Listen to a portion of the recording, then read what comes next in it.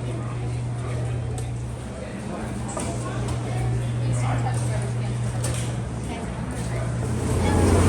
friends, my name is Dave Reed, and I'll be your safari guide today on the Kilimanjaro Wildlife Reserve. As an encourage through the reserve, please remember to remain seated and keep your hands, arms, feet, and legs inside the vehicle at all times. So if you look straight above your heads up there, you'll see that animal spotting guide. That's a very good guide to reference for whenever out on the reserve trying to spot some animals, although we may or may not see all those listed there today. And we are going to be entering the animals' homes today, so as a courtesy to them, please refrain from shouting at the animals, making any kissing sounds, whistling noises, anything like that, because although it is harmless to us, it is not natural to them, and it actually does scare them. But you are more than welcome to take pictures and videos. Just make sure you have those devices ready, since we won't be able to stop for every single animal today. Now, we did get that final all clear from the warden, so we're going to start our journey off in the Little Ituri Forest. So the Little Ituri Forest is home to many animals that do rely heavily on their natural camouflage, which is why we're also going to notice a lot of vegetation and trees in the area as well. It just helps to provide a few extra hiding spots for the animals that live out here in the forest. So over on the right side, we'll see the okapi. They're on the top of the hill. There's two of them standing up out there on the right. Now, although the okapi have the black and white stripes, kind of similar to the zebras, they're actually more closely related to the giraffe. Just like the giraffe, they have a long prehensile tongue, which is actually long enough for them to lick their own eyeballs, but more importantly, it'll help them grab and pull leaves off of trees. They do also share a similar skull structure with the giraffes. They're going to share the ossicones. Now, ossicones are the things on the tops of giraffes' heads, which many people confuse to be horns. However, both the male and female giraffes will have the ossicones, and only the male okapi will have them. Looks like a little bit further up on the left side, there's a black rhinoceros walking around out there. I'll get us a little closer here in just a moment. But the black rhino, they are a smaller species of rhino. They're only going to weigh up to about 3,000 pounds. But since they still are pretty large, they won't have any natural predators. Their only predators are poachers. And unfortunately, due to this poaching, there's only about 5,000 of those black rhinos left out in the wild. Up ahead on the right, we're going to see two different kinds of animals. So there's one directly on the right. It's actually two of them hiding in the shrubs closest to us. These are the greater kudu. There's one a little bit further up ahead as well. These greater kudu are females, and we know that because females do not have horns. And the brown reddish animals are the bongos. They're also nicknamed the ghosts of the forest because they do tend to be pretty shy and reclusive. But unfortunately, this bongo population has decreased by 20% due to deforestation. The deforestation is caused by many different factors, and there's lots of ways we can help. But one very easy and simple way will be to just simply recycle our paper. And over on the left, those two black and white animals are the saddle-billed stork. A saddle-billed stork, they are pretty cool. They do stand up to about 5 feet tall, but their wingspans are almost double that, reaching about 9 feet across. Now, as we make our way out of the forest, we are going to start to head on down into the Safi River. Now, the Safi River is home to some animals that do flourish in the water, like those pelicans and crocodiles. So hopefully we'll see some of them out here today. Now, as soon as we come down directly on the right side of the water, there's some Nile hippopotamus. They're kind of towards the back right corner. We'll continue to move forward a little bit and try to find a few more as well. But hippos, they do have pretty sensitive skin, so they will spend the majority of their time in the water. So they have learned to hold their breaths for about 8 minutes at a time. They typically come out during the night, and they'll spend that time grazing the land. And they can eat up to about 90 pounds of vegetation per day, so they are pretty large. Full-grown male hippos can weigh up to about 5,500 pounds. We'll see a few more of them in the water out here on the left side behind that island. Now, a group of hippos, like that little group, will be known as a float of hippos. And on the island, as well as in the water closest to us, we'll see the pink-backed pelican. Pink-backed pelicans get their name from the pink coloration that appears on their backs during mating season. They're also colonial nesters, which means that they will nest in groups from about 20 up to 500 pairs. And all the other birds that you may have noticed in this area, they're just a part of Florida's natural wildlife, but they do like to join in and be a part of the safaris every single day. And as you start to make your way over this bridge, on the left you'll see the Nile crocodile. So the Nile crocodile, they are the largest species of crocodile. It can grow anywhere between 16 to 20 feet in length, and they can also weigh up to about 500 pounds.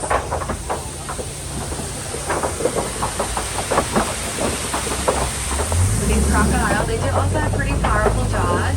They are capable of crushing the bones of their prey in one snap. But although they are very strong, they can also be gentle as well.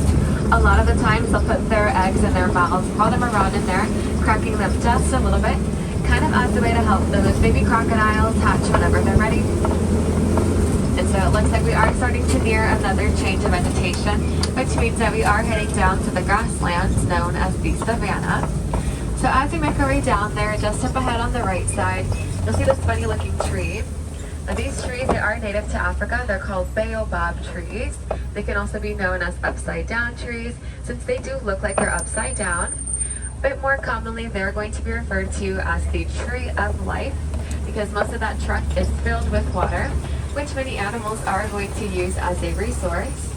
One way those baobab trees are able to preserve so much water is that they'll actually be leafless for about 9 months out of the year, and they are able to live for very long periods of time. Baobab trees can live up to about 1,000 years old. So there are going to be quite a few different animals that we'll see out in the savanna today. We'll talk about each one of them as we get a little bit of a closer look. Now over on the right side, kind of off in the distance out there, there are some Maasai giraffe. They're very hard to see because those are hiding behind the trees, but I do see a few more up ahead that are a little bit more visible. But before we get to those giraffes, we'll see the Hartmann's mountain zebras, and I do see the little one walking around out there in the center.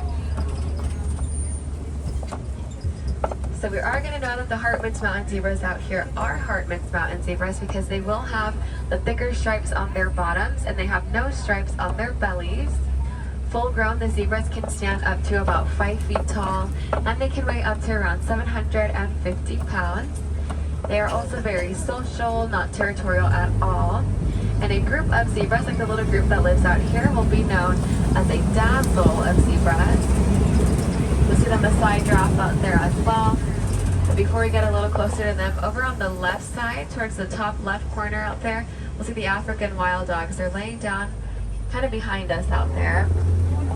African wild dogs, they're also nicknamed the painted dogs because of their very unique patterns. They're very social, so they do live in packs from about 5 to 15 dogs. And they're also very successful hunters, sometimes more so than the lions, because in their packs, they've learned to communicate very effectively. Up ahead, still on the left side, towards the back out there, we'll see the sable antelope. They're known as the emblem of the reserve because they are led by a matriarch, which means that they're led by a single female. And we'll see a few more of the Hartmann's mountain zebras a little bit closer to us out here.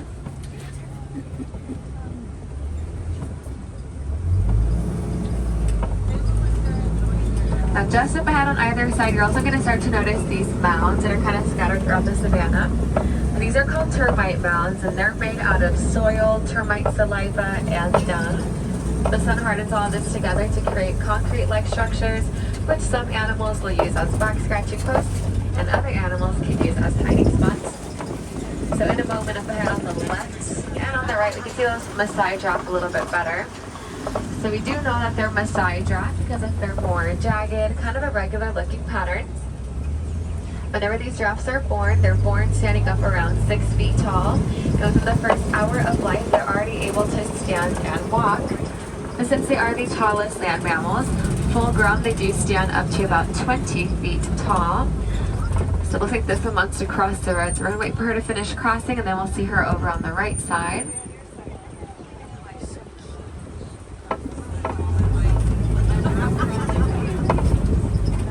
So since giraffes are pretty large, it takes a lot of power to get that blood pumping through their systems, which is why a giraffe's heart can weigh up to about 25 pounds. The giraffes, they're also going to have the highest blood pressure of any animal. The blood pressure of a giraffe is 240 over 180. And a group of giraffes, like the little group that lives out here, will be known as a tower of giraffes. Now, unfortunately, giraffes do tend to be pretty vulnerable to certain predators, so they actually will spend the majority of their time awake. Giraffes only sleep and rest for about 30 minutes each day. But even when they do go to sleep, a lot of the time they do sleep standing up and with their eyes open. Over on the right side at the very tops of the hills, there's some very small cinnamon brown white animals up there. Those are the springbok. The springbok, they're pretty impressive. They're only going to stand up to about 3 feet tall, but they can spring upwards and forwards about 13 feet at a time. And we'll see another one of those Maasai giraffe out there in the center as well. It looks like a little bit further up ahead on the left side, we're going to see the Patterson's elands. They are a taller species of antelope. They do stand up to about 6 feet tall at the shoulder, and they can jump straight up off the ground about 6 to 8 feet into the air at a time.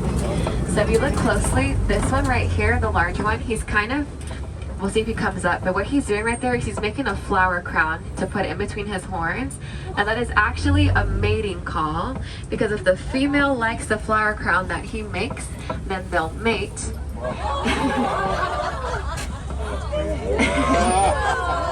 But if the female does not like that flower crown, the females actually rip them off, and he'll have to keep making a flower crown until he makes one that she likes. He's a little bit of a show off as well. That is so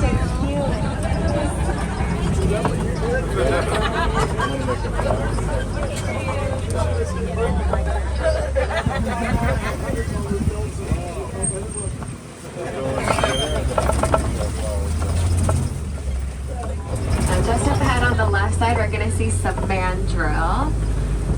These are all females. I don't see any males. Oh, there's actually a male towards the back out there.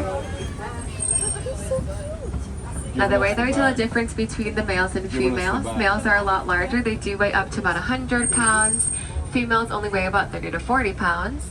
And over on the right side, we'll see an African elephant standing up out there. And we do know that it's an African elephant because not only are we in Africa, but unlike their Asian cousins, they will have tusks. Now I'm going to try to get us a little bit closer to this elephant here in just a moment.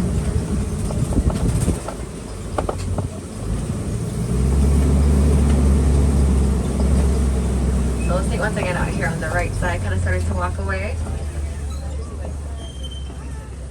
Now in a moment here, we are also going to start to take a little bit of a detour. We're going to head on over to elephant country and hopefully spot some more African elephants out there. And as we start to make our way over, I do like to share one of my favorite stories about them. Now over in Kenya, these elephants were migrating, but as they were migrating, they were unfortunately going over the crops of some local farmers. So the Disney Conservation Fund teamed up with those farmers, and they discovered that elephants don't like the sound of bees. So as a solution, they built beehive fences around the crops, and anytime the elephants would get too close to hear the buzzing of the bees, and they turn around and migrate a different direction. So that's a pretty cool and safe way to help the elephants migrate, and it also helped the farmers as well by protecting their crops and providing them an extra source of income by selling the honey that the bees are producing. And it looks like we have started to make our way through some red clay pits. And over here on either side, there are some tusk marks in the clay, which is a very good sign that some elephants may have been here. The elephants, they do love to eat that red clay because it has lots of vitamins and minerals that they don't get from their regular diet. And I do see a few more of them up ahead on the left side. If you look closely, there is a younger one out there. She's towards the back, right behind the rocks. I'm going to take us around here, try to get us a better view of these elephants. But since that younger one is out here, we're going to know that this is a matriarchal society, which means that all those elephants out there are females. And there's a few different reasons for that. The younger ones are always going to be found near the females. They'll typically never be around a bachelor herd.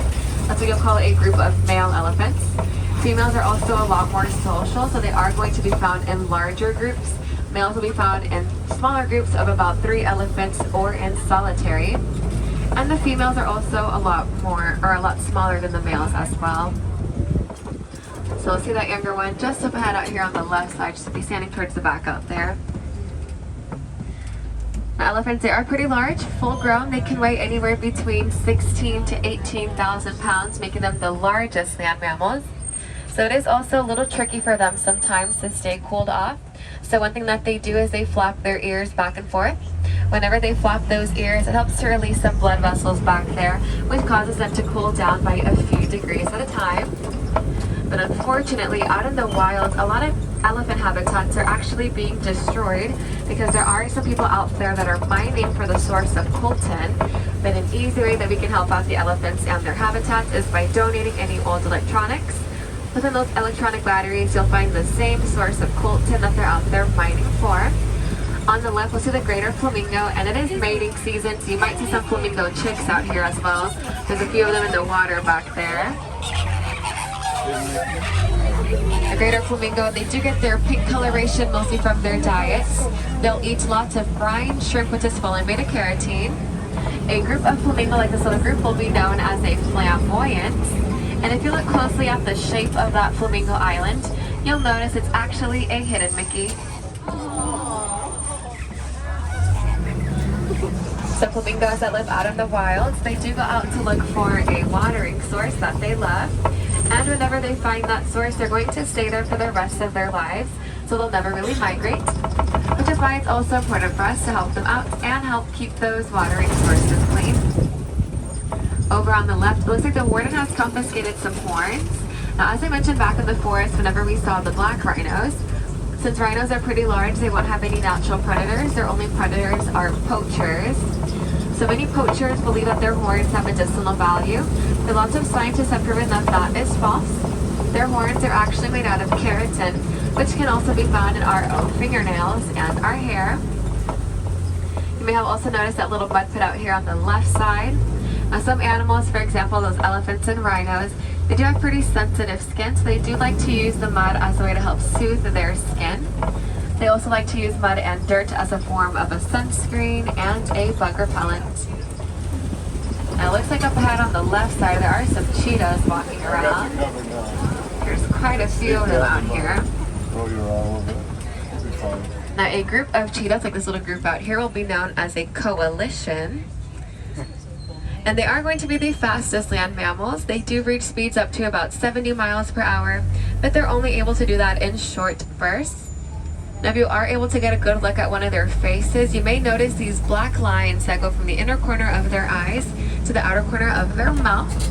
Those black lines are there in order to help them reflect the glare of the sun. That way they're able to see a little bit better throughout the day. Since unlike most big cats, they are diurnal, which means that they're going to be a lot more active during the daytime. And we'll see two more of them out here directly on the left side.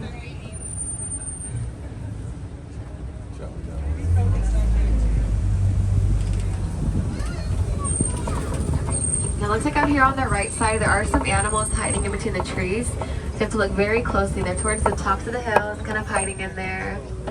These are the water buck. Now, water buck, they do like to drink lots of water, so they'll typically always be found near a watering source. So kind of similar to the flamingos, they'll never really migrate. And these large rock formations out here on the left are known as kopis. Some animals love to hang out on the kopis because it gives them a pretty great overlook of the savanna. Other animals like to hang out around here as well. Some of them do like to use the rocks of the kopis as hiding spots against any potential predators. As we come around on the right side, we'll see the white rhinoceros. Looks like the little one is out here. He's standing pretty close to us, so get a good look at him. Now, although he looks very small, he already weighs up to about 800 pounds.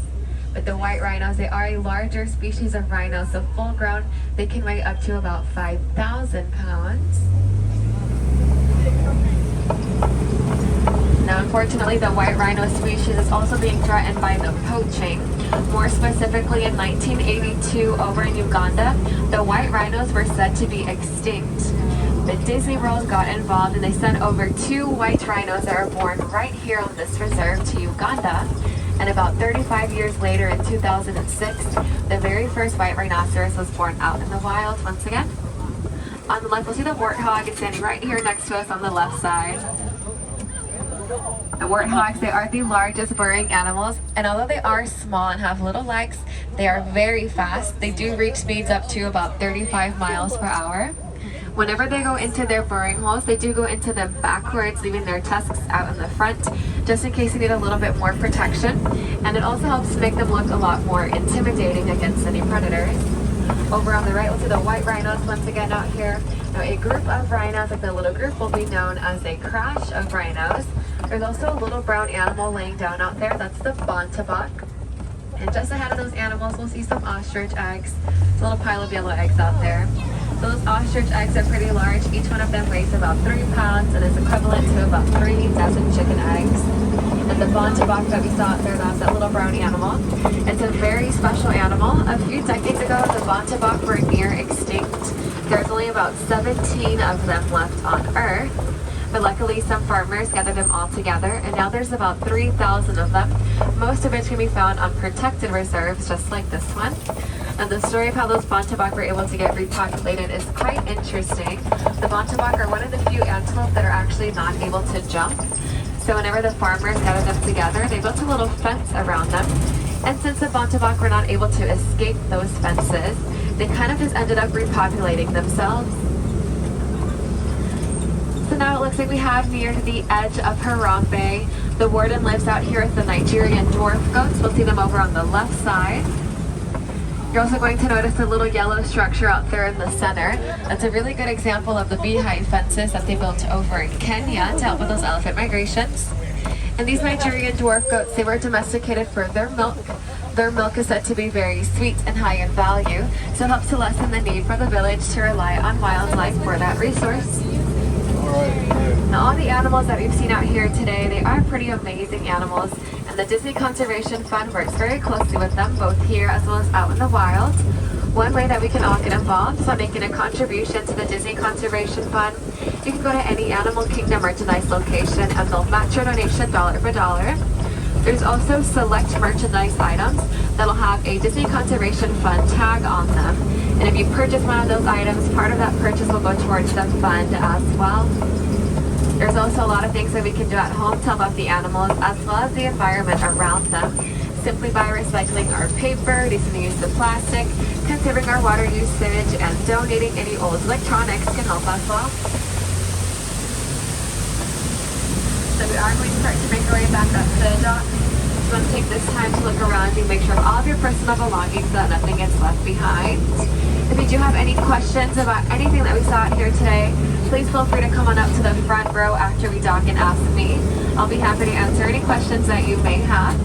And if there's been any wilderness explorers on board today, you've been aboard the Simba 1, S-I-M-B-A and the number 1. But here in Harambe, instead of saying goodbye, we do like to say Kwaherini, which means to go well.